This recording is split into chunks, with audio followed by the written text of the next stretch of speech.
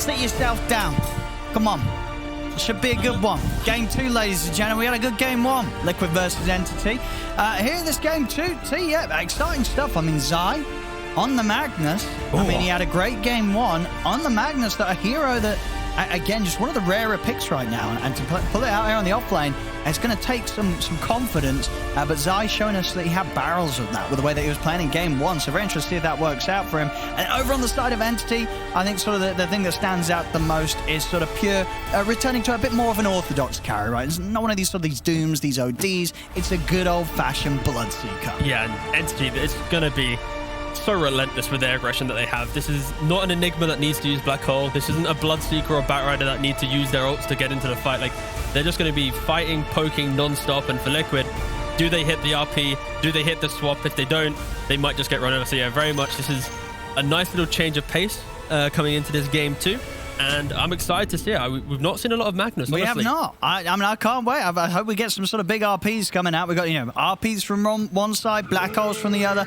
A lot of huge team fight potential. So if these skirmishes are kicking off, you better be careful, both squads, about how you group up, because both offlaners, they'll be looking to punish that. Yeah, I just had to check it. Out of all the regions in DPC, we've only seen 6 Magnus picked. And how's it doing? It's only won a single game. So it really isn't a hot hero right now. Let me see, who won with that game? Was that a core Magnus? What do we have? It was, yeah, they're off lanes and mids. So all cores, none of these support Magnuses. And the game that it won was actually E-Home beating Ares on a off-lane Magnus. But completely different draft, completely different style. But yeah, not a lot of Magnus so far in Tour 3 of DPC. Let's have a look. Liquid already able to get in under the tower, looking for that board. We'll see with the lane setup if we get anything too crazy. Doesn't seem we will. I've got to say though, the music coming from the draft panel to the cast, it really got me. Got some hype. Got me stuff, emotional a little bit. Yeah, I feel like I've ruined the mood now because I was getting all antsy. I need to see an RP quickly. Oh, there we go. Just teasing us a bit there. Very nice. Right, let's have a look at these matchup. I mean, is it mid lane? Storms, this is a lane right where Storm's going to be feeling pretty happy. Can't this get a little bit sad for the Tiny? It can get a bit sad for Tiny, but the fact that you have such damage advantage, you naturally will CS pretty well. I think the key thing is, where do the denies go? Does Tiny get the level 2 first? Do you have this toss back? Do you have the creeps positioned in a way that when Bat tries to go on top of you, you can just throw him away quickly? Does Bat get flame break level 3 to then do some firefight flame break plays? There's a lot of small mechanical things in this lane to see who actually can just get ahead. And also, how well do the side lanes go? For Liquid, when you're against the Bat mid, you need your side lanes to go well so that the Sky TP or the Venge TP suddenly doesn't lose your side lanes and the Bat's getting kills mid, right? But that's in about 3-4 minutes time. And the lane's kind of difficult for Liquid this time. You've got Bloodseeker into a Magnus. Magnus isn't the best lane pressuring hero, therefore Bloodseeker will thrive. The regen built into Bloodseeker will help offset the nuke and damage of Skyroth Mage. I think Pure's going to have a pretty happy time down here. And does this sort of just work out better for the lanes for Entity that this time round they've got Katomi playing the Dawn up on the top lane and Fishman's on the Bane instead? Yeah, there's going to be a lot of moments where Fishman on his Bane can pop off with some big saves, and these Nightmares really going to help them out. But yeah, this top lane, this is, I think, one of the most important lanes for Entity, because you expect Bloodseeker to do well, you expect Batrider to do pretty decent, and this top lane, if Enigma can get a quick enough vessel, it's going to just wreak havoc on Liquid. Cancelling Blink Daggers of Magnus, help preventing the regen of Matumba Man, and just really allows Enigma to get into the middle of the fight. And a quick assist from Kataomi just going to really just destroy these bottom lane. Oh. So Pure will get run down a bit here. Didn't get caught out by a skewer, it seems, as I was able to drag him back, get a lot of damage in onto him. Even though we don't... Oh, Fishman actually just steps up into the wave. Oh, he's looking pretty dead here, surely. Zai stick charges at the ready with the shockwave. Liquid will get first blood. He tried to stop the pull camp, but something that we didn't get to mention yet is what might allow Magnus to return to meta is just the fact that this die offlane tower is so close in the lane. And naturally on Magnus, right, you skewer into a shockwave into skewer underneath the tower. It's so easy if you have this pull camp available to get the creeps in a position that you bring the cores underneath the tower. And now with level advantage, they actually do have a little bit of spam coming out. Over time, Bloodseeker will thrive, but this is a nice window for the spells of Mag Sky just to be a nuisance. Fishman probably needs to step up a little bit and take a bit more of this. Good setup here from Entity. Having to punish Insania. See if Matthew's able to get anything in return. Bottom playing Boxy. A safe distance just in time there. Did fall low. Already the makings of the bloodbath, right? All the side lanes just poking each other a little bit more and more. Matthew already with Ring of Health. Not really going to get him out of lane now. Up until, of course, that Vessel comes through. And you're right so far about the mid lane. Mickey, who's having a very good time. He's actually getting more out of the lane than Stormer. Having the lead on the denies, taking that away from the bat. So yeah, no pressure at all felt on Mickey. Yeah, it's honestly just, does Tiny waste a toss? Does he waste an avalanche to farm? At any point, if he does that, it gives Storm a bit of a threat. But this is what I mentioned about this offlane, right? Just the fact that this tower, it kind of reaches into that offlane. So whenever the creeps are close, quick shockwave into skewer, you can be very aggressive.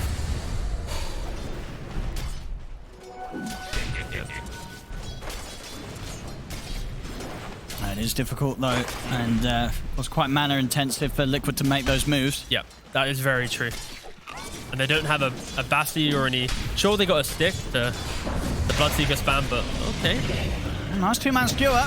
Fishman's got the brain stab though, and Zai, he'll go down to the blood right. There's Fishman. The raindrop. It's going to save him for now. You've popped the salve, he will still die. So Boxley able to take down Fishman in return, but Zai dying in the lane, and Pure, his farm continuing. Yeah, they had a good window of aggression, but unfortunately, that slowly does come to an end. Bane, one of the better supports at being able to take this up. Like, there's so much sustain, right? Bloodseeker, Bane, these heroes, if they just have a brain snap or they kill a creep with the first, very easy for them to keep some regen. Oh, already got the urn. Look at his quick buy. He's like, guys, I'm just rushing this Vessel. There's like nothing else he really needs to buy. See over in the mid. Rotation came in from Boxy. Big Mickey, they're able to take Stormer down. So not only just a good lane for Mickey, but on top of that, being able to take out Stormer, he's off to a flying start. That's, yeah, really important. You get the pick off pre 6-minute rune as well. So Mickey is going to be able to kill off his catapult wave. He gets a kill on the mid lane.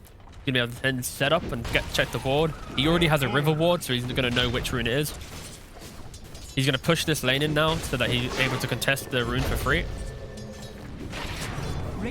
But yeah, Entity instantly they've got both heroes here. Exactly. Ready to help out for the power rune, and it is going to be on the bottom Invis room that Mickey won't be able to get to in time. Entity making sure that the lane doesn't fall into a tougher position for Storm and making sure they focus around the power rune spawn. Yeah, that was really important. The way that Liquid set that up, or at least Mickey was setting up his lane, if Entity didn't bring the supports, it would have been a disaster for Storm in there.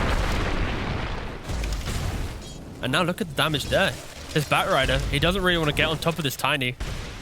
Sure, you might do some damage over time, but the quick, the Ava, the toss into a couple tree grab, it's going to be difficult. You'll see bottom Pure. He's hit the 6 and he's ready to try and make this rupture move onto Zai under the tower. Zai's got the skewer slow shockwave as well. Pure won't be able to continue diving to finish Zai off. And in fact, Pure himself could be in trouble as the damage will chase him down. Liquid, they'll be able to take out both heroes on the bottom lane. Zai and Boxy holding the tier 1 defense. Top lane Stormer coming with the rotation, but the sentry's down. So the Invis is only going to provide him so much safety. He'll have to Firefly out to the side here. As Liquid, they may lose Insania, but Matthew's going to have to set up to take down Katsuomi in return. And now Mickey turning up. Stormer's got to get out of here. He's going to be able to Firefly away. With the Wild Wing, really wanted to kind of throw him back into the fight, but I love that play from Zion bot. Oh, he's going to no! I mean, I guess, did he just expect that Mickey wouldn't wait around like that? I mean, he knew that Mickey had headed up there, right? I think, yeah. He just thought Mickey was on his way back to mid? I think he assumed he walked through the river back to the top rune. Oh, yeah. I mean, Mickey's he's gonna be over the moon with that one there. A lovely little solo kill to find with Stormer walking straight up into him. With so many fights breaking out, we didn't get to just again, I just want to mention Zai in bot. He gets ruptured up, the discipline waiting, then he uses the skewer max range after the rupture ends to then drag them away. In doing so, killing off the bit. Yeah, just really nice smaller plays coming out. Liquid breaking down the map quite nicely. He's ready to continue these moves here, straight down towards the bottom. He's looking for Pure. Magic Missile set up into the Shockwave RP. They'll keep Pure locked down. He'll try and run, and with the stick charge, he'll have a bit of a chance, but the skewer's there. One more spell. It's going to have Shockwave. He hasn't got mana for it. So Pure... Do they have Wave?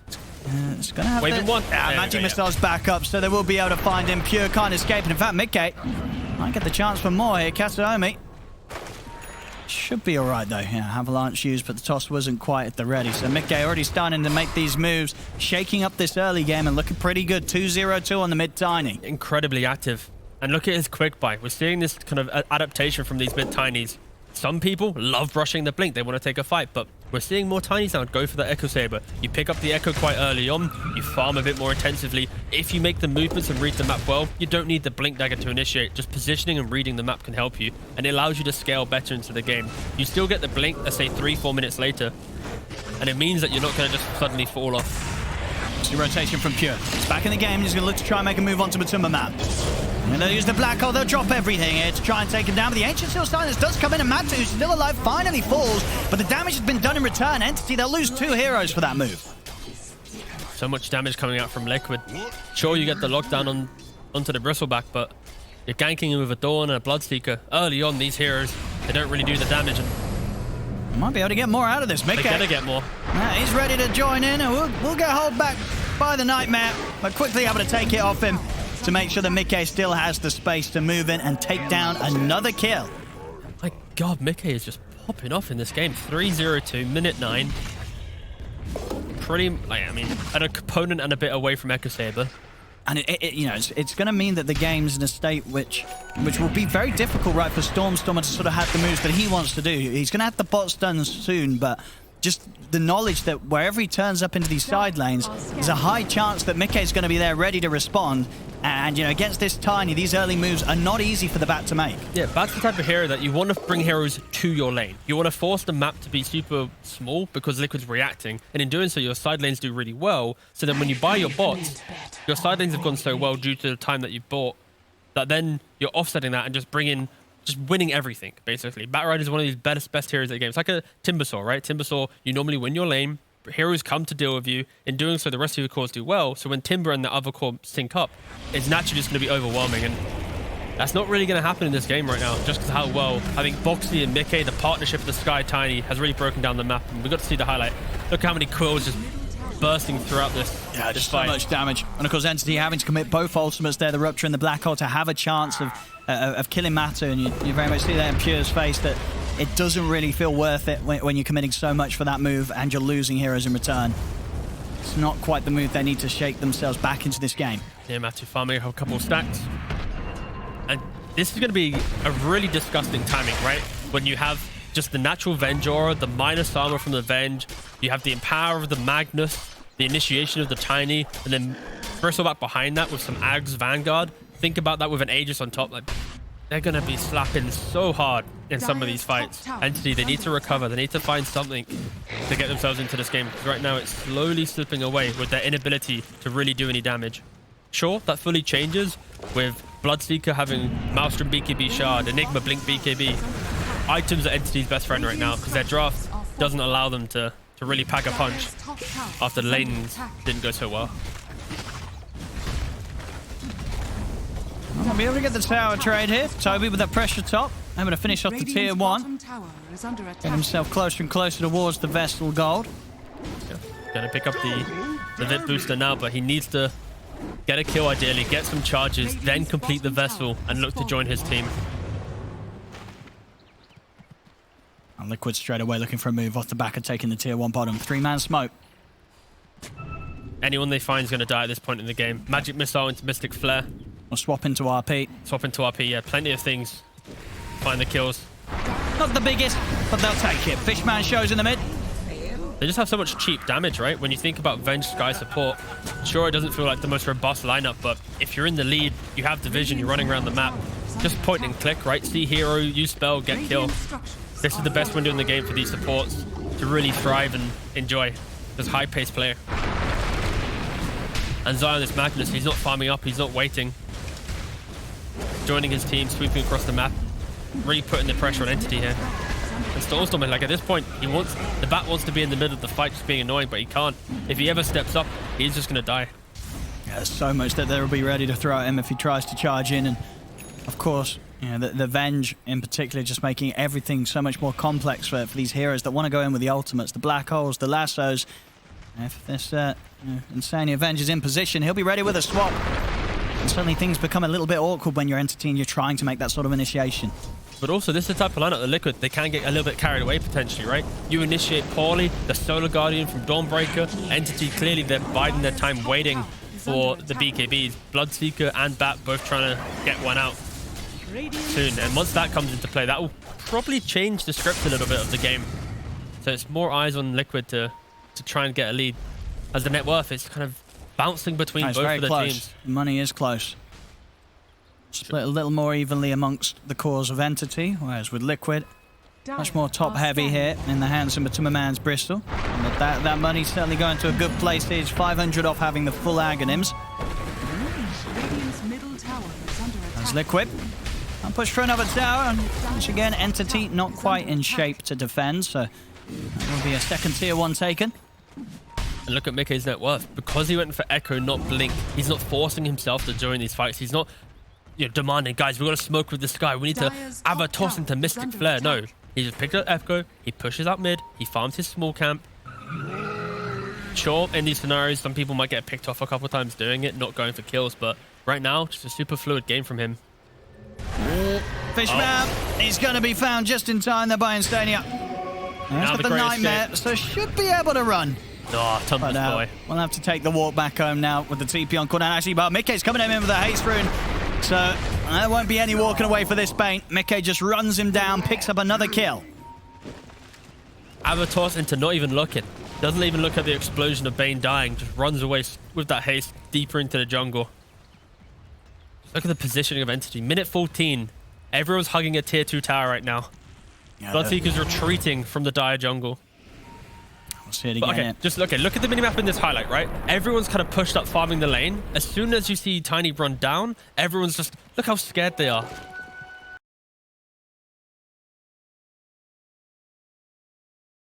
So difficult for them to get onto the map. And Entity farm BKBs before Liquid go Roshan. That's the real question. I mean, and now they're going to be prepared for the next move the Liquid's to make. As Zai, Blink Dagger's out.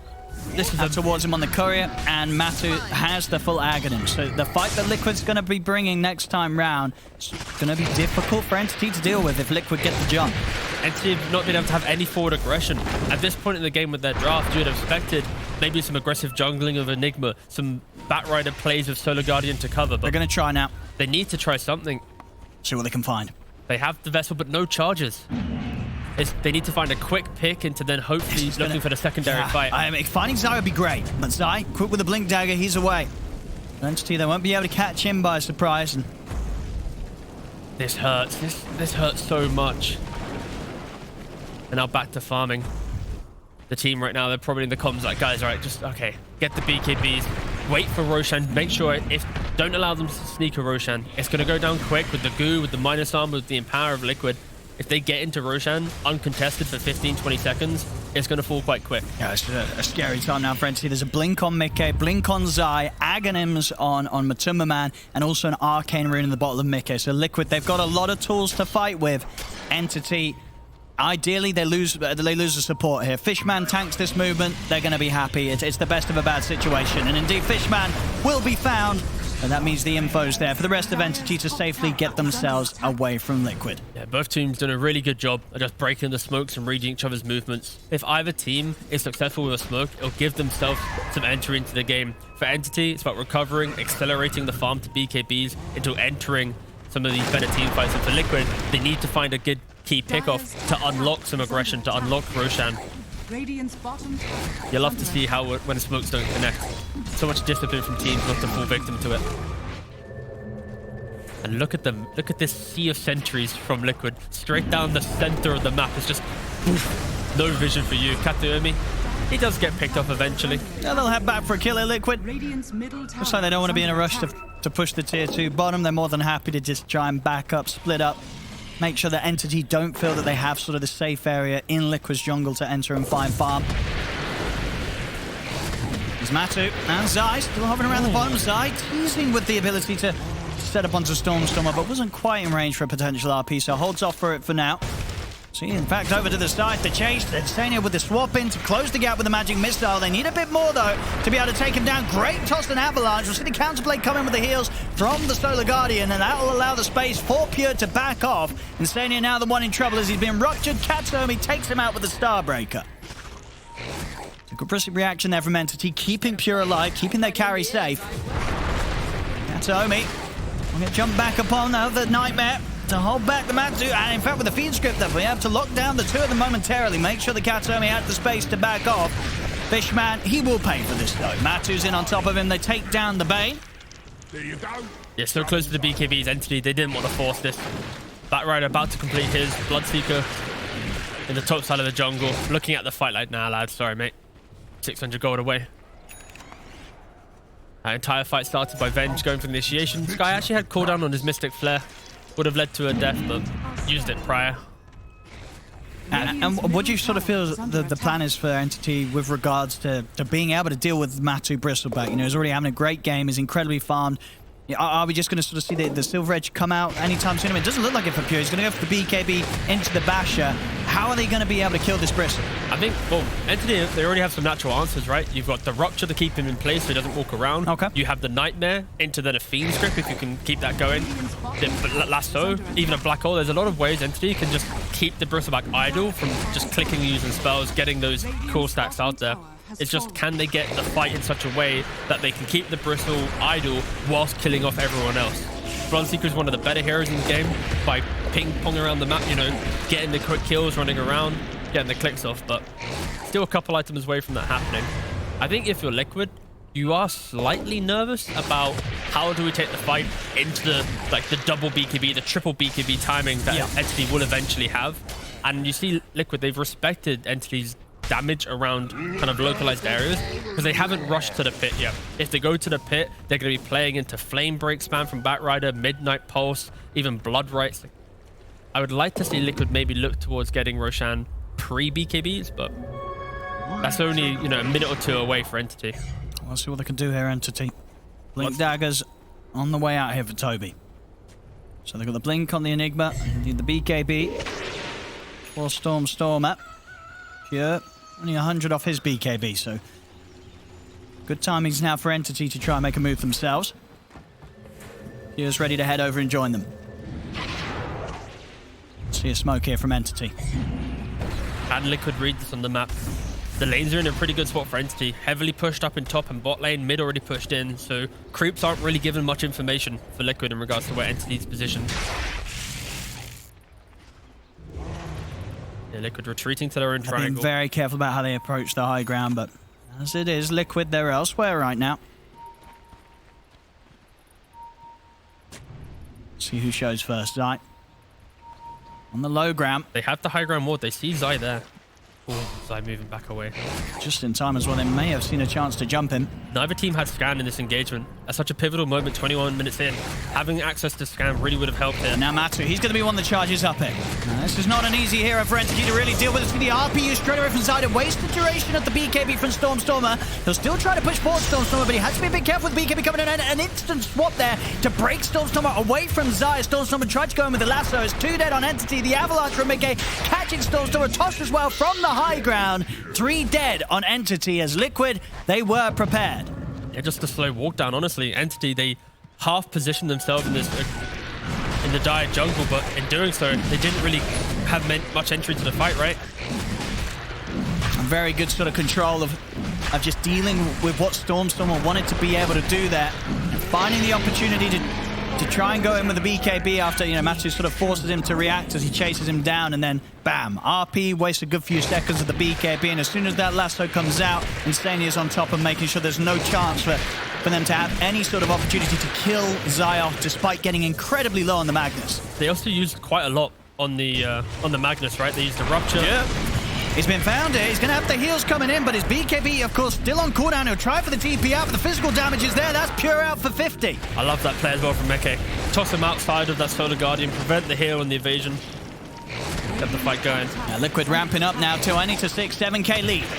Entity struggles for sure. Toby has got the black hole if he sees a chance to go for it, but it's so hard with the amount of ways that Liquid have to put a stop to it. As Meke continues to pick up the kills, they're in with the stun. The Mystic Flare down onto Stormer. 22 minutes in. Without a doubt, it does feel this game 2, it's going to be even harder than game 1 was, where we saw Entity try their best to hold on. Couldn't, of course, quite pull it around and turn it around. I mean, it's so hard to play this game, right? Entity, Enigma and Bane, to use their key spells, they have to stand still. Now check this out again here. Yeah. That move, as you said, they were ready to deal with the backup of a Dawnbreaker. Look at the little toss back here. Tosses him back. In principle, it was a little bit, you know, it was only maybe like a second or so, but still, just the idea, the concept, the constant thinking of these pickoffs and plays. But no, for Entity, like this Bane, the Enigma, they stand still to try and use some of their big spells, be it the Grip, be it the Black Hole. Tiny just instantly blinking in. He's so far ahead. About to hit level 18. He has the Axe as well. So he can blink, have a toss, throw a volley of treason. These heroes are dying so quickly. Entity, they've not been able to, at any point in this game, utilize their heroes to be aggressive, to take the fight to Liquid.